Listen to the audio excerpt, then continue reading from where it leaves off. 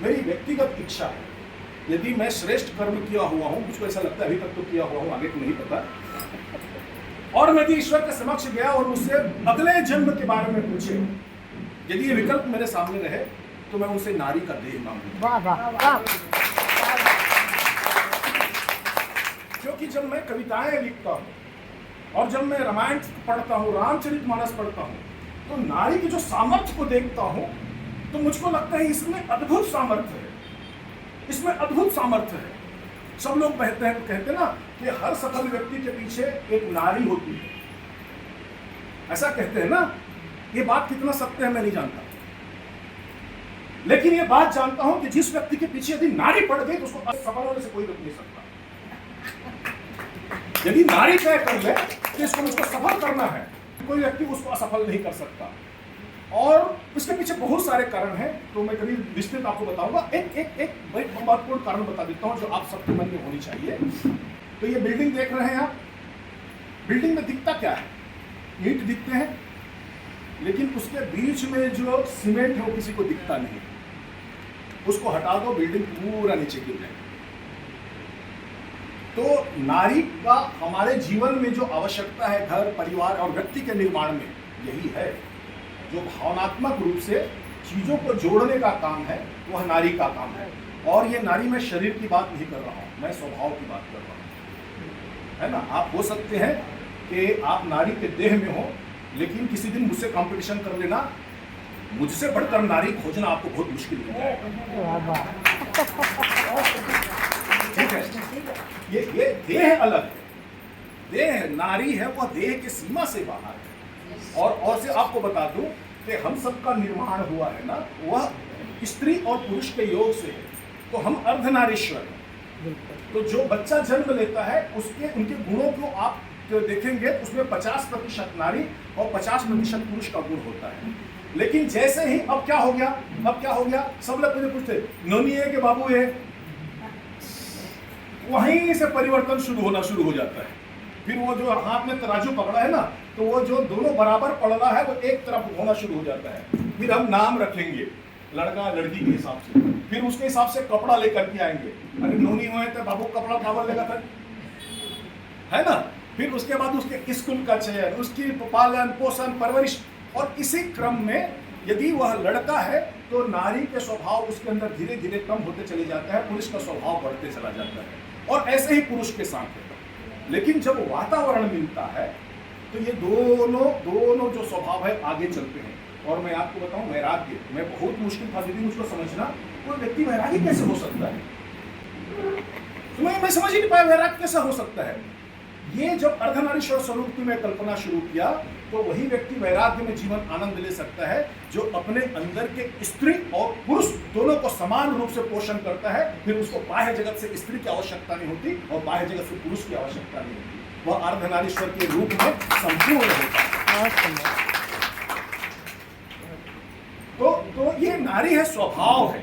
तो इसीलिए मैं आपसे कह रहा हूं कि ये नारीवादी लोग, और बहुत लोग कहते हैं ना नारी पुरुष में बराबर होना चाहिए। क्यों बराबर होना चाहिए? क्यों बराबर होना चाहिए? करेला आमो बराबर हो गए ना, कर रही ना करेला कैसे नामक कैसे, सबका अपना स्वभाव है, सबकी आवश्यकता है। आप अपने सामर्थ्य को पहचानिए। बहुत प्यारी कविता मैं सुनाता हूँ, है ना, शादी से पहले की कविता है।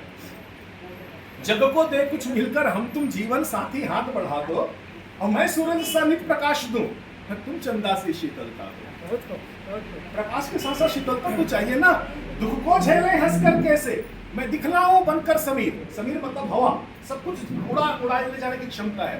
दुख को झेले हंसकर कैसे, मैं दिखलाऊं बनकर समीर, और कष्टों में भी तुम बनी रहो पृथ्वी के जैसे सहनशील। तुम पतित पावनी गंगा सी मेरे पीछे चलती जाओ, मैं भगीरथ सा आगे बढ़कर जग को बांटू अमृतमयी। पुरुष के सामर्थ्य में वह सिर्फ रास्ता दिखाना हो सकता है, इधर चल, लेकिन जग का कल्याण करना है गंगा के रूप में नारी का ही काम है। भगीरथ के चलने से किसी का उद्धार नहीं हुआ है। तो तुम कष्टों में भी तुम बनी रहो पृथ्वी के जैसे सहनशील, तुम पतित पावनी गंगा सी मेरे पीछे चलती जाओ, मैं भगीरथ सा आगे बढ़कर जग को बांटू अमृतमय नीर। मैं सागर सा बनूं विशाल, परिवार के लिए विशालता तो चाहिए ना। मैं सागर सा बनूं विशाल और तुम नदियों की निर्मलता दो, मैं सूरज सा नित प्रकाश दूं, तुम चंदा सी शीतलता दो। श्रद्धा में तुम रहो लिप्त, एक बहुत सुंदर स्वभाव है, आप बहुत ऑब्जर्व कीजिएगा। स्त्री के अंदर श्रद्धा और पुरुष के अंदर स्वाभिमान जिस घर में है वह घर है समाज में बहुत प्रतिष्ठित है, और कहूँ उल्टा हो गए बहुत खतरनाक। पुरुष के अंदर श्रद्धा हो गए तो सब झल्ला बलावत रहती है, आओ आओ आओ चाय पी ले चाय पी ले, और नारी स्वाभिमानी हो गए बनाते ही है ना। श्रद्धा में तुम रहो लिप्त, लेकिन सभी श्रद्धावान हो जाएंगे तो ऐसे सब जन बोल दी है ना। श्रद्धा में तुम रहो लिप्त और तना रहूं मैं स्वाभिमान में, तुम प्रेम की बनो प्रतीक, मैं बनो धरोहर इस दहान में, बनकर स्वाति की बूंद प्रिय, तुम प्यास बुझाओ जन जन की, मैं ध्रुव तारा सा दीप्त सदा शोभा पाऊं इस आसमान में। मैं हिमगिरी सा अचल अडिग, तुम ताजमहल की सुंदरता दो, मैं सूरज सा नित प्रकाश दूं, तुम चंदा सी शीतलता दो। तो और एक बात बता रहा हूं आपको, ये सब आपके एक्सपीरियंस अनुभव है, आप अनुभव को हो सकता है कि ध्यान नहीं दिए होंगे। नारी के अभाव में पुरुष अधूरा रहता है, लेकिन पुरुष के अभाव में नारी कभी अधूरी नहीं रहती।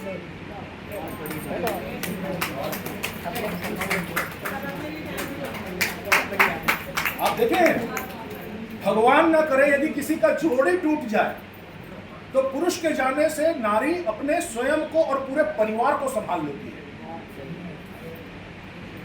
और यदि कहीं दुर्भाग्य से जिस घर में नारी को जाना हो जाए ना, तो पुरुष का आधा जीवन तो उसी दिन खत्म हो जाता है, उम्र की बात छोड़ दीजिए।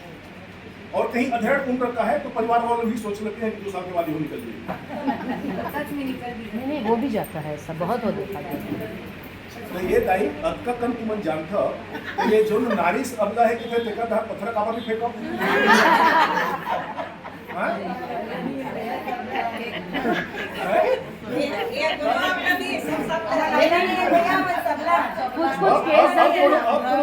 कहीं ना तबला बजाते ना, तबला बजा देंगे सबला है।